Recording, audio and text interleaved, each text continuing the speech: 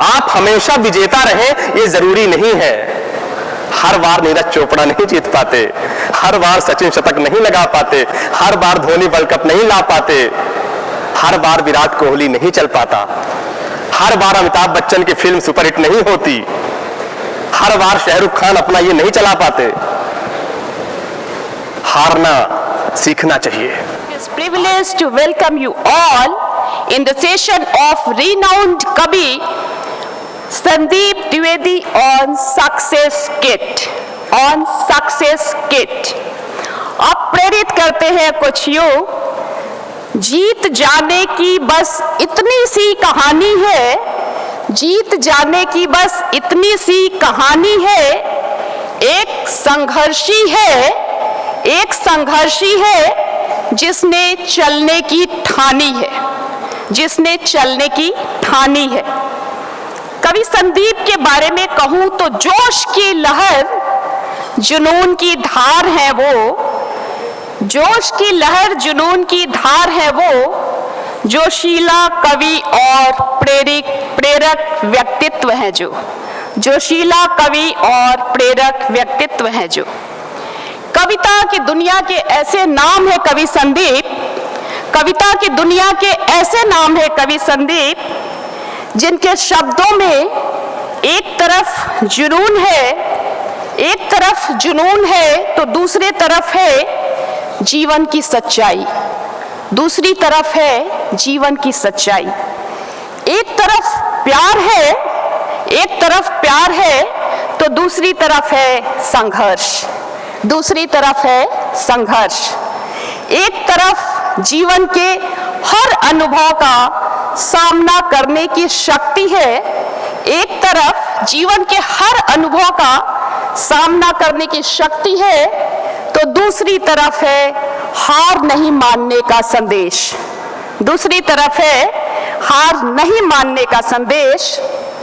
दिलचस्प ये है कि कवि संदीप पेशे से इंजीनियर रहे, लेकिन अपनी कविता और साहित्यिक प्रेम के कारण आज लाखों लोगों की प्रेरणा के स्रोत हैं।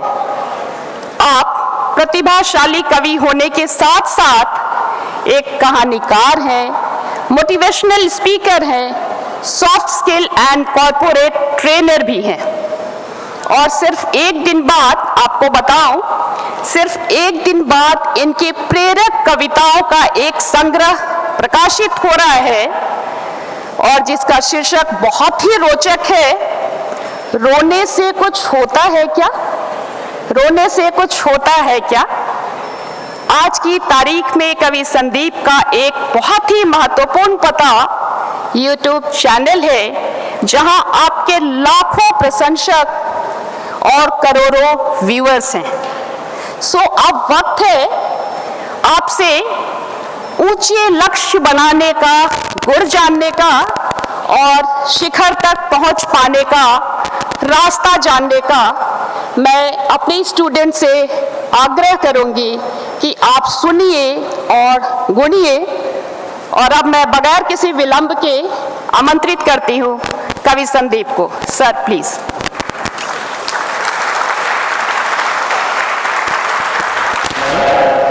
इतने खूबसूरत लफ्जों में, इतने खूबसूरत अल्फाज में मेरा परिचय कराने के लिए मैं तो बस अपने बारे में एक ही बात कहता हूं कि कुछ लिखता हूं और सुनाता हूं, कुछ लिखता हूं और सुनाता हूं, जो सीखता हूं वो सिखाता हूं, जो समझता हूं वो समझाता हूं, मैं सपनों का हौसला बढ़ाता हूं।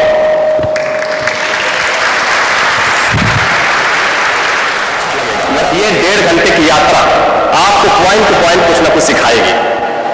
मैं अपनी ओर से विशेष धन्यवाद दूंगा डीन मैम को कि आप यहाँ पर उपस्थित हैं। अलका मैम, आप अपना समय दे रहे हैं।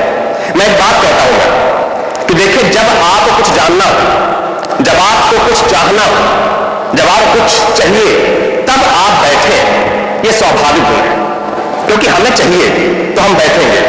लेकिन जब आपके पास एक भरा पूरा अनुभव हो, वर्षों का अध्ययन हो और बहुत कुछ सुना जाना हो, उसके बाद भी सामने खड़े हुए व्यक्ति को प्रेरित करने के लिए आपका बैठना ये दुर्लभ है। तो इसके लिए मैं आपका बहुत बहुत धन्यवाद कहता हूं और सारे बार जोरदार तालियां मैं उनके लिए। बहुत बहुत धन्यवाद। अब मैं आना चाहूंगा उनकी तरफ, मैं जिनके लिए बुलाया गया हूं। मैं आप सबसे बात करना चाहता हूं। कैसे हैं आप सभी? दिल्ली की जो बात होती है ना, पूरे भारतवर्ष में जाती है। अगर मैं आपसे पूछ दिया आप कैसे हैं, तो पूरा यह सदन गूंजना चाहिए। कैसे हैं आप सभी? कैसे हैं आप सभी? बहुत बढ़िया। एक बार फिर से, कैसे हैं आप सभी? बहुत बढ़िया, बहुत बढ़िया। मैं जब अपने यहां पे था, विद्यालय से विश्वविद्यालय में आया था, तो वहां पर होता क्या है कि विद्यालय में आके कई विषय होते हैं, ढेर सारे विषय होते हैं, उन सबको आप पढ़ते हैं। लेकिन जब विश्वविद्यालय में आते हैं तो जिस विषय पर आपका लगाव होता है, जिस विषय के लिए इंटरेस्ट होता है, उस तरफ आप जाते हैं। यहां पे मेरे ख्याल से आप सभी बीटेक के हैं विद्यार्थी, सारे इंजीनियर्स हैं, सारे इंजीनियर्स हैं यहां पे। ओके ओके, तो यहां पे अब आप आगे, मतलब आपको कुल मिला के इंजीनियर बनना है। लेकिन इसके लिए भी सबके लिए सफलता का मापदंड अलग अलग है। सही कह रहा हूं?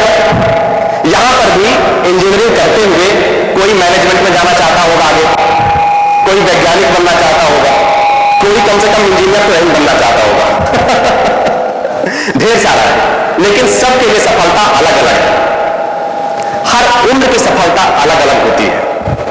जब हम बचपन में होते हैं तो किसी खिलौने को पा जाना हमारी सफलता होती है, मम्मी के साथ कहीं पर घूम लेना हमारी सफलता होती है, कहीं कोई प्लानिंग चल रही हो उसमें अपने आप को शामिल कर लेना हमारी सफलता होती है। जब हम स्कूल में ऊपर जाते हैं तो कोई कंपटीशन निकालने, AIEEE नीट जो भी है, वहां पर हमारी जाने की सफलता होती है। और जब हम यहां पर पढ़ रहे होते हैं तो कहीं जो मैंने अभी कहा कि वो सब बनने की अपनी इच्छा होती है। तो सबके लिए सफलता का मापदंड अलग अलग है। लेकिन एक बात, जो ये 5 पॉइंट है सक्सेस गिफ्ट, ये सारे गुण सबके लिए कॉमन होते हैं। आप कुछ भी हो, इसके पहले मैं चाहता हूं कि एक कविता हो जाए, जो मेरा काम है, जो मैं करता हूं। यदि आप कविता से सीख पाए, मोटिवेशनल कविता है, आवाज ठीक आ रही है? जो मोटिवेशनल कविता है, हम सब जानते हैं कि जिसने अपने जीवन में सबसे अधिक संघर्ष किया। आप सबके जीवन में मुश्किलें होंगी, सब किसी न किसी मुश्किल से, किसी न किसी भाव से जूझ रहे होंगे।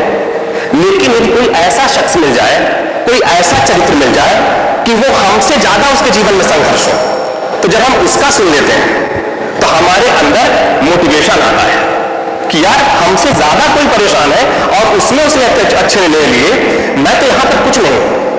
और ऐसा हमारे पास एक चरित्र है और वो है प्रभु श्री राम का। भगवान श्री राम का ऐसा एक चरित्र है जो हर कहीं पर भी, उनकी पूरी जीवन यात्रा कहीं पर भी आसान नहीं रही, थोड़ी थोड़ी मुश्किलें आती रही। और यदि उनकी मुश्किलों से हम समझ पाए तो हम एक बेहतर संदेश लेकर के जाएंगे। मैंने प्रभु श्री राम के जीवन के संघर्षों पर, उनके स्ट्रगल पर कविता लिखी है, जो कि आपको यह बताएगी कि क्या हम टिक सकेंगे अगर उनके पास ऐसा हमारे पास समस्या आ जाए। यदि हम ऐसी मुश्किल में हम पड़ जाए तो क्या हम कभी कुछ कर पाएंगे? और जब आप देखेंगे, जब आपका जवाब आएगा नहीं, तो आपके अंदर आएगा मोटिवेशन। मैं कविता पढ़ना चाहूंगा प्रभु श्री राम के बारे में। आप सब राम कथा से परिचित हैं, मैं पंक्तियां पढ़ूंगा तो आप तक राम पहुंचने चाहिए। सहल सारी यातना पर कर्तव्य सर्वोपरि रखा, सहल सारी यातना पर कर्तव्य सर्वोपरि रखा, त्यागशील संकल्प को जिस तरह जीवित रखा, बोलो कहां तक टिक सकोगे यदि राम सा संघर्ष हो, यदि राम सा संघर्ष हो। तालियां बजनी चाहिए। मेरे लिए ना सही राम के चरित्र पर आपकी तालियां बजनी चाहिए। जब राम की कथा पर हम आगे चलते हैं तो हम सब जानते हैं कि राम को राज्याभिषेक होने वाला था, लेकिन अचानक से उनको वनवास जाना पड़ता है। मैंने पंक्तियां लिखी कि कल मुकुट जिस पर साजना था, अब उसे सब कुछ त्यागना था। कल मुकुट जिस पर साजना था, अब उसे सब कुछ त्यागना था। मैं आपसे सवाल करता हूं, कहीं पर आपका किसी बड़े पद में चयन हो, कहीं पर सिलेक्शन हो, आपने अपना नाम देखा और नाम देख करके आपने पार्टी कर ली, दोस्तों को बुला करके पूरा उत्सव मना लिया कि भाई मेरा हो गया, लेकिन अगले ही पल आपको पता चला कि पिता के नाम में डिफरेंस है। आपकी मनस्थिति कैसी होगी? वहां पर प्रभु श्री राम को राज्याभिषेक होने वाला है और एक उम्र में उनको पता चलता है कि अब आप राजा नहीं बनेंगे, आपको वलकल वस्त्र धारण करके यहां से आपको वनवास जाना पड़ेगा। उस समय भी कहते हैं कि भगवान श्री राम के चेहरे पर शिकन नहीं आई। उन्होंने कहा कि वन और वाटिका सब एक जैसा होता है, वहां भी मिला कि मुझे कुछ संदेश मिलेगा। तो पंक्तियां पढ़ूंगा कि कल मुकुट जिस पर साजना था, अब उसे सब कुछ त्यागना था। कल मुकुट जिस पर साजना था, अब उसे सब कुछ त्यागना था। निर्णयों के द्वंद्व से एक बालपन का सामना था। वचन भी था थामना, आदेश भी था मानना। वचन भी था थामना, आदेश भी था मानना। इस द्वंद्व में सोचो स्वयं को, प्रश्न है, इस द्वंद्व में सोचो स्वयं को, ये जानते हुए कि हमारे साथ कहीं ना कहीं न्याय नहीं हुआ है, लेकिन फिर भी इस द्वंद्व में सोचो स्वयं को, धर्म में तुम रख सकोगे? बोलो कहां तक टिक सकोगे यदि राम सा संघर्ष हो, यदि राम सा संघर्ष हो। प्रजा तो बस राम की थी, सब चाहते थे कि राजकुमार राम ही राजा बने, पूरा समर्थन प्राप्त था। हमें थोड़ा सा बहुमत मिल जाए तो हम कोई पाप करने से न चूके। हमें अगर लोग कह दे कि ये सही है तो हम गलत काम करने के लिए भी उतारू हो जाएंगे। वहां पे तो बड़े पुत्र थे, राजा का बड़ा बेटा ही राजा बनता था, सारी योग्यता थी, सब लोग चाहते थे कि वो राजा बने, लेकिन क्या हुआ? उनको वो बन गए, किसके लिए गए? प्रजा तो बस राम की थी, दुनिया उन्हें तो जप रही थी। प्रजा तो बस राम की थी, दुनिया उन्हें तो जप रही थी। वचन ही था, तोड़ देता। अरे भाई तुम देखो अपना, तुमने वचन दिया था, हमने छोड़ दिया था। मुझे राजा बनना चाहिए, मैं योग्य हूं, पूरी जनता का समर्थन है, मैं बनूंगा, कह सकते थे ना। वचन ही था, तोड़ देता। धर्म ही था, छोड़ देता। पर नहीं, उन्होंने ऐसा नहीं किया। क्यों? क्योंकि पीढ़ियां क्या सीख लेंगी, राम की चिंता यही थी। अगर आज मैंने ऐसा किया तो आने वाली पीढ़ियां हमसे सीखेंगी कि प्रभु श्री राम ने ऐसा कर दिया था तो हम भी करते हैं, बिल्कुल सत्य है। पर पीढ़ियां क्या सीख लेंगी, राम को चिंता यही थी, हो छिन रहा एक क्षण में सब कुछ। एक क्षण में आप सब कुछ पाने वाले हो और अगले ही क्षण सब कुछ खो जाए। एक क्षण में छिन रहा सब कुछ, बोलो एक क्षण क्या करोगे? बोलो कहां तक टिक सकोगे यदि राम सा संघर्ष हो, यदि राम सा संघर्ष हो।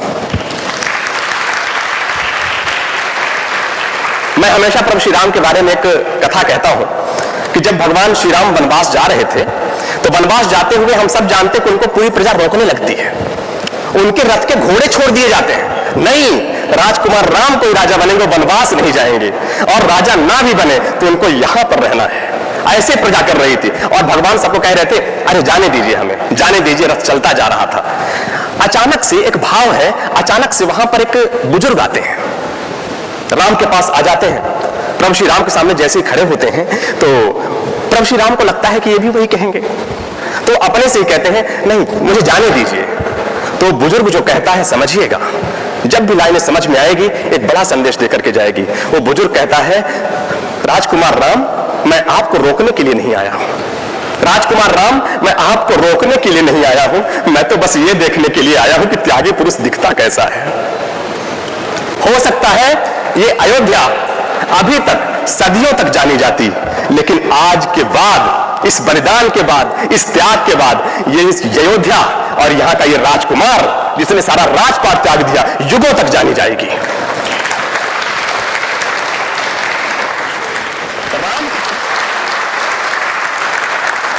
एक दृश्य और देखिए, जब माता सीता का हरण हो जाता है याद वो घटना तुम्हें जब राम थे वनवास में, सबको पता है याद वो घटना तुम्हें जब राम थे वनवास में, सिया थी हर ली गई, था कौन उनके साथ में। हम कहते कि हम अकेले पड़ गए। रावण को सिर्फ 2 पता थे, 2 लाख नहीं। समुद्र के किनारे जब उसने भिजवाया दूध कि देखो कितने हैं, तो बोले 2 लाख, बोले थे तो 2, बस यही बात है। याद वो घटना तुम्हें जब राम थे वनवास में, सिया थी हर ली गई, था कौन उनके साथ में। कुटी जब सूनी पड़ी थी, 2 भाई और विपदा बड़ी थी। कुटी जब सूनी पड़ी थी, 2 भाई और विपदा बड़ी थी। बोलो ऐसे मोड़ पर, प्रश्न है, बोलो ऐसे मोड़ पर यदि आपके ऊपर ऐसी परिस्थिति आ जाए, बोलो ऐसे मोड़ पर तुम धैर्य कब तक रख सकोगे? बोलो कहां तक टिक सकोगे यदि राम सा संघर्ष हो, यदि राम सा संघर्ष हो।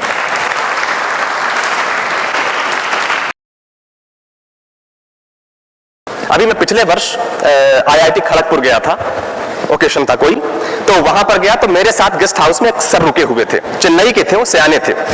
उनका कोई बहुत ही प्रशंसक बच्चा आया और उनके पास बैठा, उसने बस एक सवाल पूछा कि उसने पूछा जैसे जो मैंने आपसे कहा कि सफलता क्या है, तो उसने भी पूछा कि सफलता हमें कैसे मिलेगी।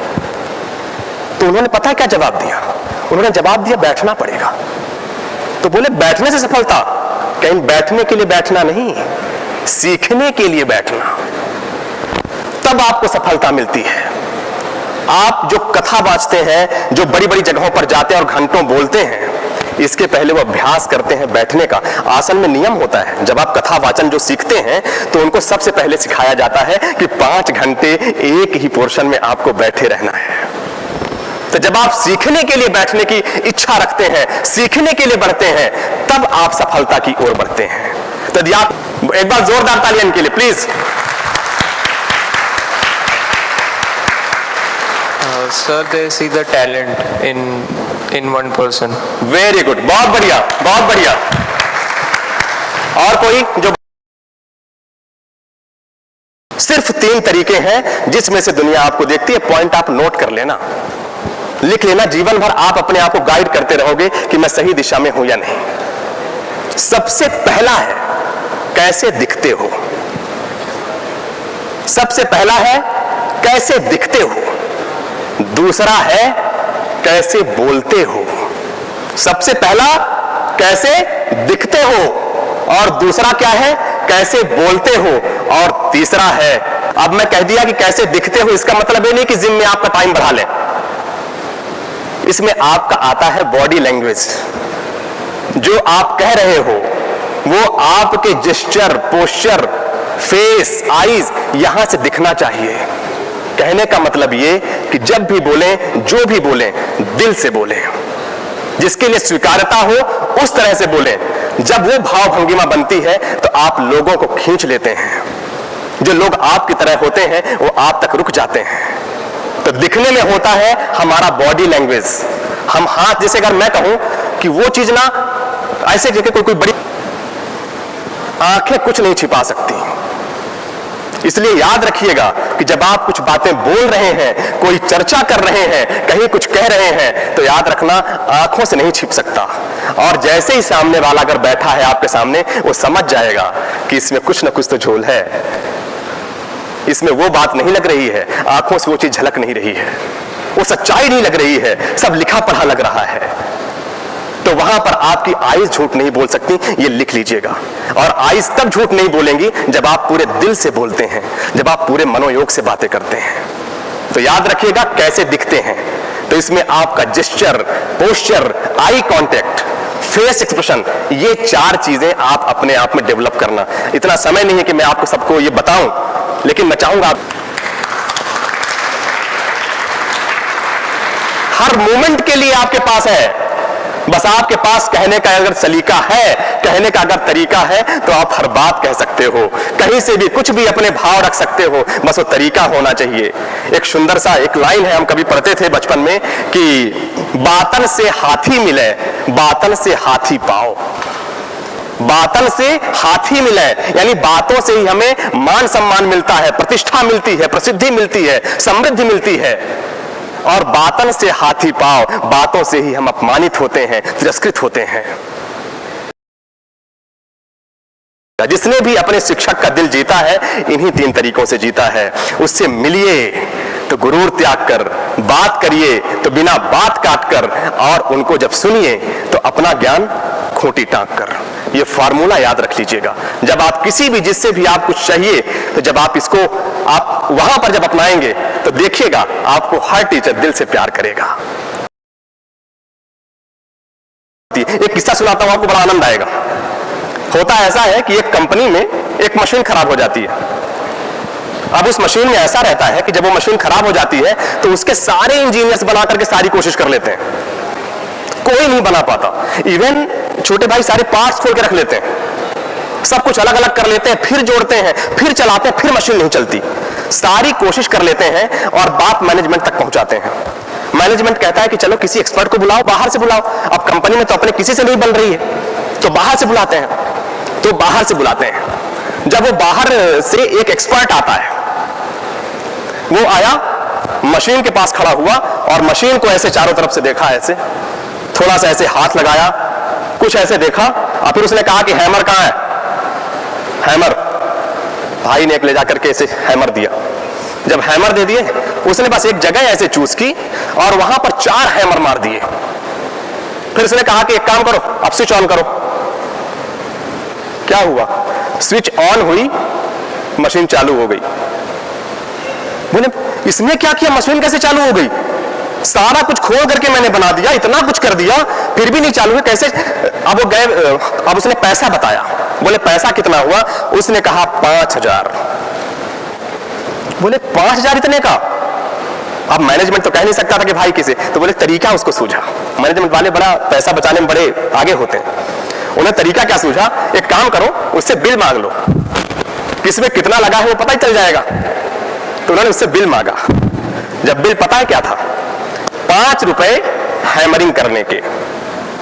उसने मात्र 5 रुपए चार्ज किए थे हैमरिंग करने के और 4995 रुपए लिए थे उसने हैमरिंग कहां करनी है इसके लिए। यह होता है नॉलेज की कीमत, यह होती है द पावर ऑफ नॉलेज। इसलिए आपको पढ़ना जरूरी है, इसलिए आपको जानना जरूरी है। तो बात वो 2 चीजें आपके भीतर वो क्या होना चाहिए जिससे आप कोई गोल आसानी से अचीव कर सकते हैं। क्या होना चाहिए? कोई बताएगा कि अपना गोल अचीव करने के लिए कोई क्या क्वालिटी होनी चाहिए? वेरी गुड, जोरदार तालियां आपके लिए। बोलते रहा करिए भाई, आनंद तभी आएगा, वरना इससे पूरा हो जाएगा। 2 चीजें होती हैं अपना गोल अचीव करने के लिए, लिख लीजिएगा। 2 चीजों के बाहर कुछ नहीं होता, सब कुछ उसी के अंदर आ जाता है। विश्वास किस पर? अपने आप पर, और अभ्यास अपने काम पर। विश्वास अपने आप पर और अभ्यास अपने काम पर हो। महाभारत का किस्सा याद आता है, आप सब जानते होंगे। जब दुर्योधन और अर्जुन कृष्ण के पास जाते हैं महाभारत के पहले कि हमारे साथ जो सेनाएं हैं, तो अपनी मदद मांगने के लिए, तो जब भगवान कृष्ण के पास जाते हैं तो वहां पर विकल्प रखा जाता है कि किसको क्या चाहिए, और शर्त यह थी कि एक तरफ मेरी सारी सेना रहेगी और एक तरफ मैं रहूंगा, और वो भी मैं हथियार कोई नहीं उठाऊंगा, पूरे महाभारत में नहीं उठाऊंगा, ऐसा विकल्प हो। अब बताओ कौन क्या चुनेगा? अर्जुन ने कृष्ण को चुना था। बाद में क्या हुआ? सब कुछ चला गया। जब दुर्योधन को काम हो गया उसका, अरे एक तो ये अकेला रहेगा, ऊपर से ना कोई शस्त्र उठाएंगे, क्या ही मतलब इनको लेकर के, इतनी सारी सेना मिल रही है और महाभारत में थोड़ी ये भावनाओं में बह गया। ये नारायणी सेना है, ये मेरे पास है, और वो अकेले कुछ करेंगे नहीं तो कोई मतलब ही नहीं है। ये कहकर खुश होकर हो गया, मुझे जो मिल गया मैं खुश हूं, मैं जा रहा हूं। दुर्योधन चला गया। भगवान कृष्ण ने अर्जुन को रोक लिया। अर्जुन से भगवान कृष्ण ने पूछा, अर्जुन तुम्हें ये तो पता था ना शर्तें कि मैं अकेला हूं, मैं कोई हथियार नहीं उठाऊंगा, ये सब कुछ तुम्हें पता है ना? तो बोले हाँ पता है, पता है। मित्र थे दोनों लोग, हाँ पता है। तो बोले तो तुमने फिर, तुम्हारे पास जब विकल्प था पूरी सेना चुनने का, तो तुमने फिर सेना क्यों नहीं चुनी? पता है अर्जुन ने क्या जवाब दिया? दुनिया को सीखना चाहिए अर्जुन से कि क्या चुना और छोड़ा जाए। अर्जुन ने कहा कि केशव, मैं नारायण और नारायणी सेना में अंतर समझता हूं, मैं नारायण और नारायणी में अंतर समझता हूं, इसलिए मैंने आपको चुना।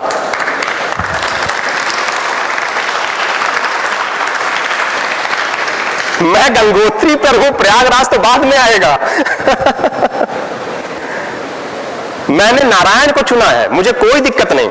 फिर भगवान ने हंस दिया और अगली बार उन्हें सवाल कर दिया, अच्छा एक बात बताओ, अब मैं अकेला हूं, तुमसे करवाओगे क्या? मैं किसी काम का हूं? क्योंकि देखो ऐसा है केशव कि अब तुमने कह दिया है हाँ, तो अब मैं जो चाहूंगा वो तुमसे करवाऊंगा। तो बोले क्या करवाओगे? तो बोले तुमसे चलवाऊंगा अपना रथ, तुम चलाओगे अपना रथ। और देखिए अर्जुन का रथ चला करके उधर अक्षौणी सेना खड़ी रही, इतने सारे योद्धा खड़े रहे, और महाभारत किसका हो गया? पांडवों का। यह होता है विश्वास, जैसा कृष्ण के लिए विश्वास था अर्जुन के मन में, वैसा ही आपको अपने ऊपर विश्वास होना चाहिए। अपने कृष्ण आप बनिए। हर चीज का विकल्प है आपके पास, अभ्यास का विकल्प नहीं है। जीवन में हर चीज का विकल्प है। आप कोचिंग पढ़ लोगे, आपको तैयारी करनी है तो आपको क्लासेस मिल जाएंगी, आपको नोट्स मिल जाएंगे, आपको सारे क्वेश्चन पेपर्स मिल जाएंगे, सब कुछ मिल जाएगा, सारा डेटा मिल जाएगा। पर एक जगह जहां पर बात रुक जाएगी वो है आपका अभ्यास। जीवन में सब कार्यों का विकल्प है, सब कुछ का विकल्प है, लेकिन अभ्यास का विकल्प नहीं है। इसलिए यह पॉइंट नहीं छोड़ा जा सकता। अभ्यास, एक मुझे किस्सा महाभारत का ही याद आता है। कई बार तो अभ्यास के लिए गुरु की आवश्यकता फिर नहीं पड़ती। अभ्यास में क्षमता है कि आप खुद ब खुद अपने आप में, एकलव्य उदाहरण है इसके। उन्होंने अभ्यास के दम पर इतना कौशल प्राप्त कर लिया कि द्रोणाचार्य देखते रह गए। बोले गुरु किसको बनाए? बोले आपको ही बनाया था मैंने, बस गुरु आपको मान लिया था, कहानी सारी मैंने लिख डाली। यह होता है अभ्यास। कुछ चीजें आपको स्वीकार करनी पड़ेंगी। हम कई बार डिप्रेशन पे जाते हैं, सुसाइड अटेम्प्ट कर लेते हैं, कहीं कुछ नहीं होता, कहीं पर रह जाते हैं। तो कुछ ट्रथ से आपको हमेशा वाकिफ होना चाहिए। पहला ट्रथ ये कि आप जिंदगी भर हर खेल जीते ये जरूरी नहीं है। आप हमेशा विजेता रहें ये जरूरी नहीं है। हर बार नीरज चोपड़ा नहीं जीत पाते, हर बार सचिन शतक नहीं लगा पाते, हर बार धोनी वर्ल्ड कप नहीं ला पाते, हर बार विराट कोहली नहीं चल पाता, हर बार अमिताभ बच्चन की फिल्म सुपरहिट नहीं होती, हर बार शाहरुख खान अपना ये नहीं चला पाते। हारना सीखना चाहिए। हम कम से कम उसको एक क्लास इसकी भी दें कि कभी कभी बेमन भी रहना होता है। मैंने एक कविता लिखी थी, मैं चाहता हूं एक कविता हो जाए। एक बार तालियों से बताइए, कविता सुनाते हैं आपको। Thank you, thank you. जब आपको लगे, आप हमेशा ये मान के चलिए कि कई बार आपको हारा भी रहना होता है, बेमन भी रहना होता है। बेमन यानी बिना मन का। तो पंक्तियां कुछ इस तरीके से हैं कि कठिन समय धीरे छटता है। मुश्किल जो वक्त होता है बड़ी मुश्किल से खिसकता है, वो तो लगता है कि एक एक मिनट घंटों के बराबर लगते हैं। कठिन समय धीरे छटता है, धीरज भी मन से हटता है, लेकिन रोना कहां सही है, पाना खोना कहां नहीं है। हंसकर सब सहना होता है, बेमन भी रहना होता है। कोई पूछे कैसे हो, अच्छा हो कहना होता है। बेमन भी रहना होता है, बेमन भी रहना होता है।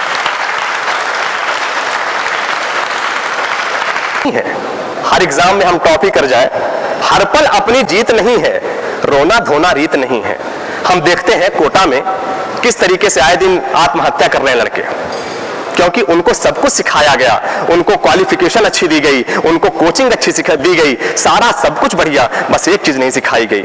उनको रेस में योद्धा को यह नहीं बताया गया कि योद्धा हारता भी है। युद्ध में हमारे पास कभी कई बार हार भी आती है, यह नहीं बताया गया। यह सिखाना चाहिए, लोग सुसाइड कभी नहीं करेंगे। हर पल अपनी जीत नहीं है, रोना धोना रीत नहीं है।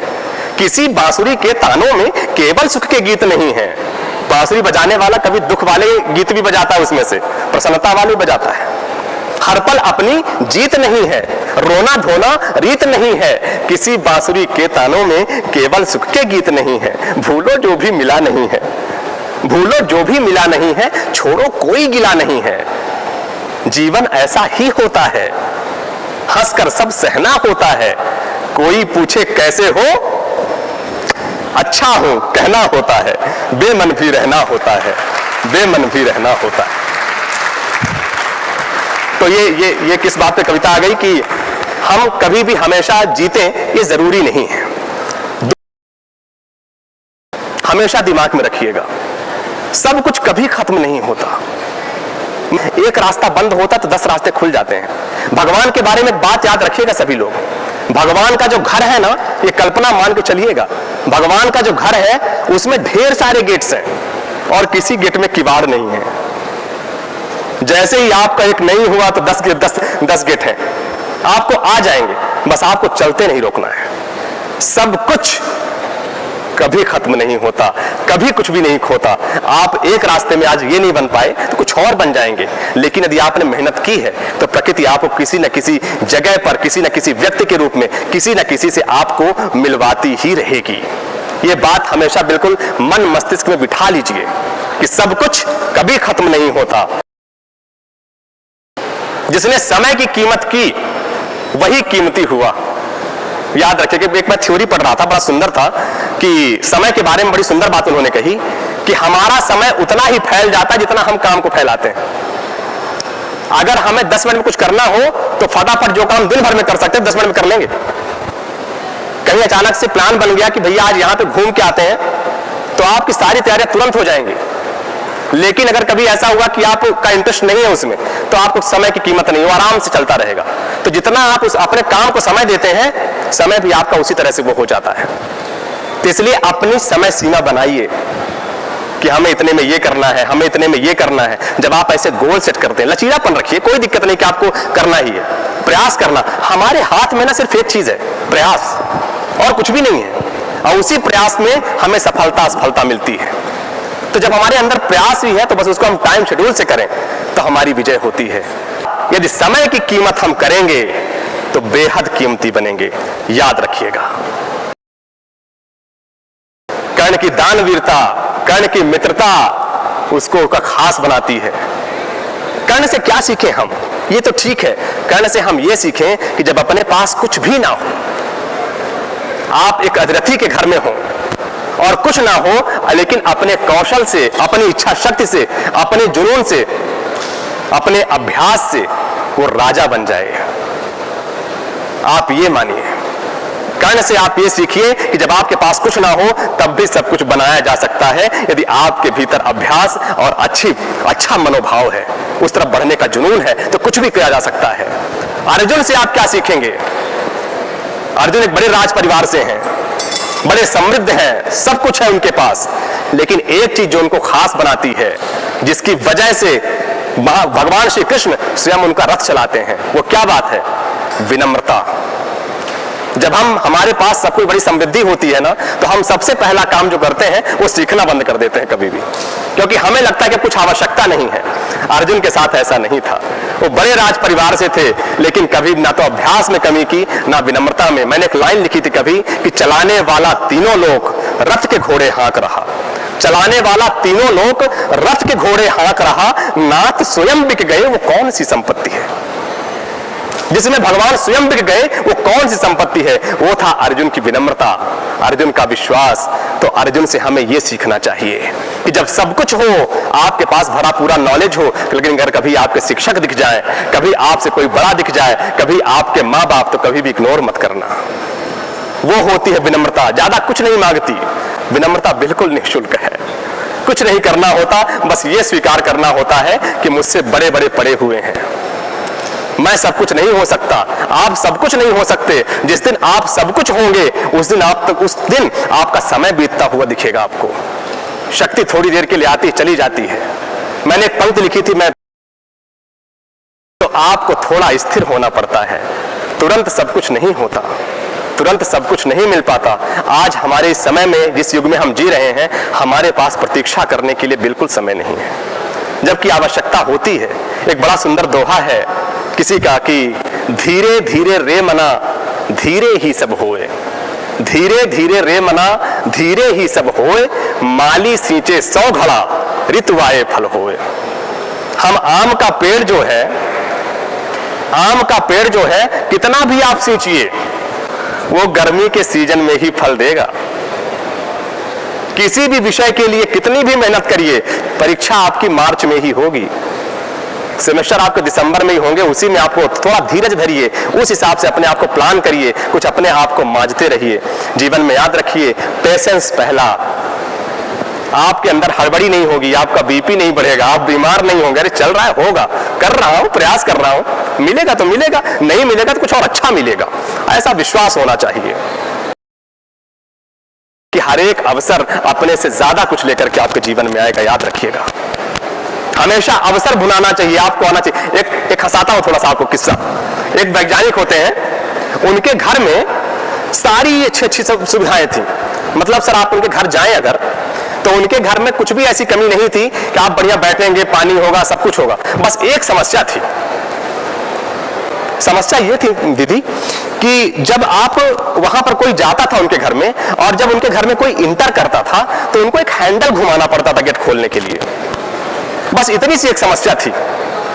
उन साइंटिस्ट के घर में सब कुछ सुविधा थी, बस एक समस्या थी कि जब कोई उनके घर के अंदर जाता था, इंटर करता था, तो उस समय पर क्या हो जाता था, वो हैंडल घुमाना पड़ता था, तभी गेट खुलता था, और थोड़ा सा भारी पड़ता था। सारे दोस्त हिम्मत नहीं जुटा पाते थे। एक उनका दोस्त लगा सगा था वैज्ञानिक का, उन्होंने कहा कि यार एक बात बता, तेरे घर में सारी सुविधाएं बढ़िया सी हैं, बस एक ये समस्या है कि जब भी कोई अंदर आता हो तो ये हैंडल घुमाना पड़ता है। तो बोलता है नहीं छोड़ो, कोई बात नहीं, ऐसे ही। अरे नहीं बताओ यार, मुझे बता दो क्यों ये ऐसा क्यों करना पड़ता है।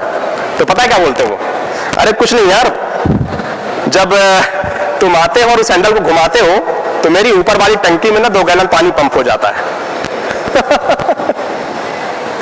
जब आप ऊपर जाते हैं तो उसमें क्या, टंकी में ना 2 गैलन पानी, तो जब कोई आता है उनके घर में, तो जब वो गेट खोलने के लिए हैंडल घुमाता है तो 2 गैलन पानी पंप कर चुका होता है। इस तरह से उनकी टंकी फुल रहती है। और इन्होंने कितना सुंदर अवसर, लोगों के आने के अवसर को उन्होंने कितना बढ़िया भुना लिया कि उनके पानी रोज सुबह शाम आता जाता भरता है कोई।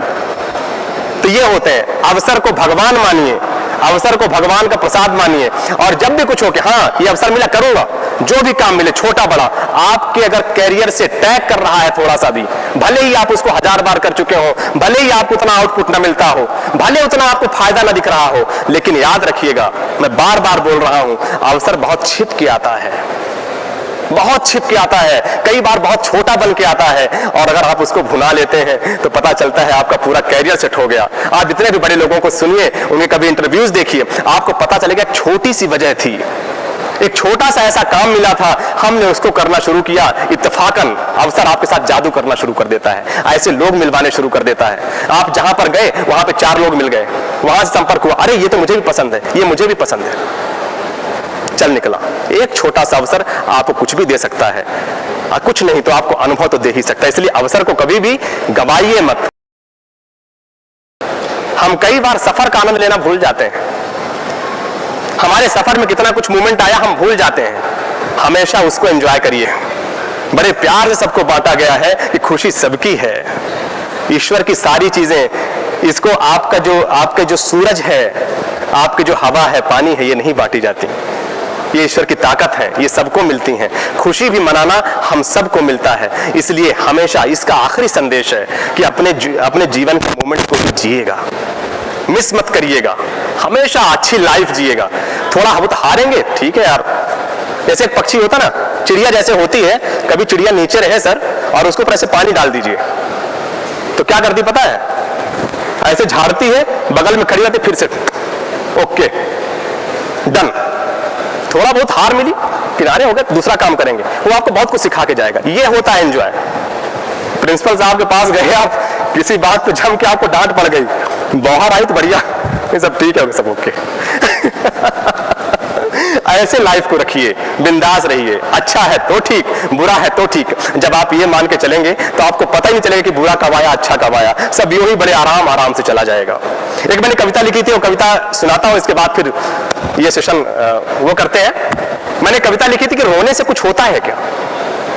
मेरी किताब का ये टाइटल भी है मैम, कुछ समय बाद आने वाली है, रोने से कुछ होता है क्या। जीवन में कई बार अगर हम हार जाएं तो हम रोते बैठ जाते हैं और सारे काम आपके बिगड़ जाते हैं।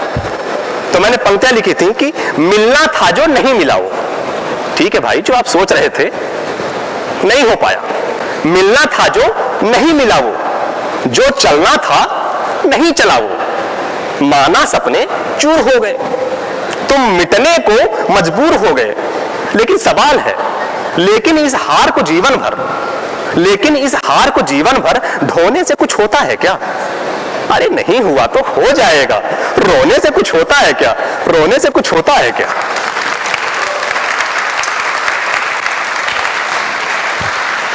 नाम एक गिनवाओ मुझको, कोई ऐसा एक नाम गिनवाइए जिसे सब कुछ यूं ही मिल गया हो। नहीं होता। संघर्ष करना ही पड़ता है। जिसको रखनी धार है उसे तो घिसना पड़ेगा, जिसको रखनी धार है उसे तो घिसना पड़ेगा, बहुत कुछ सुनना पड़ेगा, बहुत कुछ सहना पड़ेगा। एक नाम गिनवाओ मुझको, धन्यवाद, एक नाम गिनवाओ मुझको आसानी से मिला हो जिसको, कुछ भी आसानी से नहीं मिलता। एक नाम गिनवाओ मुझको आसानी से मिला हो जिसको। अरे जीत का अपना ढंग रहा है, उसका अपने क्लास है, स्टाइल है उसका पेश करने का। जीत का अपना ढंग रहा है, पथ मुश्किल के संग रहा है। अब है मुश्किल तो है मुश्किल, अब है मुश्किल तो है मुश्किल। यूं डरने से कुछ होता है क्या? अरे नहीं हुआ तो हो जाएगा। रोने से कुछ होता है क्या? रोने से कुछ होता है क्या? एक बड़ी अच्छी कहावत है, सबसे बड़ा रोग क्या कहेंगे लोग। दुनिया तुमको क्या बोलेगी, दुनिया तुमको क्या बोलेगी, जो बोलेगी वो बोलेगी। दुनिया तुमको क्या बोलेगी, जो बोलेगी वो बोलेगी। तुमको तो राह पता है ना, हार जीत हर पल है ना। तुमको तो राह पता है ना, हार जीत हर पल है ना। तुम जो हो तुमको मालूम है, तुम जो हो तुमको मालूम है। कहने से कुछ होता है क्या? अरे नहीं हुआ तो हो जाएगा। रोने से कुछ होता है क्या? रोने से कुछ होता है क्या? बहुत बहुत धन्यवाद, बहुत बहुत धन्यवाद, बहुत अच्छा लगा। और